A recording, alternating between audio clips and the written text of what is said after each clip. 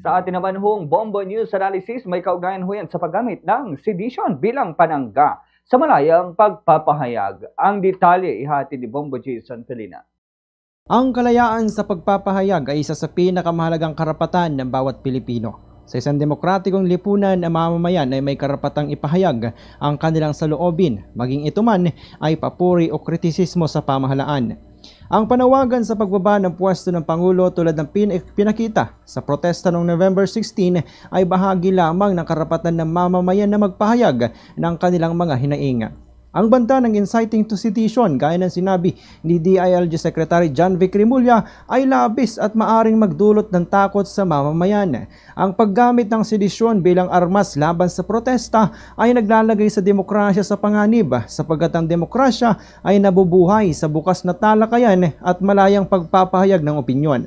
Gayunpaman, tama ang hakbang ng Philippine National Police o PNP na magpalakas ng seguridad sa mga rally. Ang malaking pagtitipon ay laging may kaakibat na panganib mula sa posibleng aksidente hanggang sa kaguluhan na maaring pagbulan ng pinsala sa mga kalahok. Ang presensya ng pulis ay hindi dapat tignan bilang pananakot kundi bilang proteksyon sa lahat ng nagnanais na magpahayag ng malaya. Sa ganitong paraan, nagkakaroon ng balanse. Ang mamamayan ay malayang makapagsalita habang ang kaligtasan ng bawat isa ay pinangangalagaan.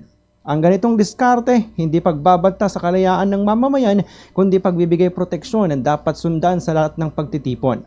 Ang tunay na demokrasya ay hindi nasusukat sa dami ng pulis sa kalsada o sa higpit ng batas, kundi sa kakayahan ng mamamayan na magsalita ng may kapanatagan at walang takot. Ang pagprotekta sa kaligtasan sa kabila ng malayang pagpapahayag ay hindi kompromiso sa karapatan kundi pagpapatibay sa pundasyon ng demokratikong lipunan.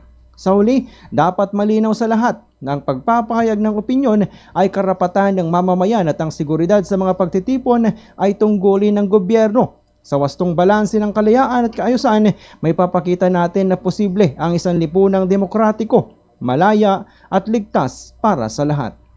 Yan ating Bombo News Analysis. Ako inyong lingkod, Bombo Jason Felina. And this is Bombo Radio Philippines, the #1 and most trusted source of news and information. Basta Radio Bombo! For the most trusted source of news and information, visit our website at www.bomboradio.com. Follow us on Bombo Radio mobile app, Facebook, and YouTube. Like, share, and stay connected. Anytime, anywhere.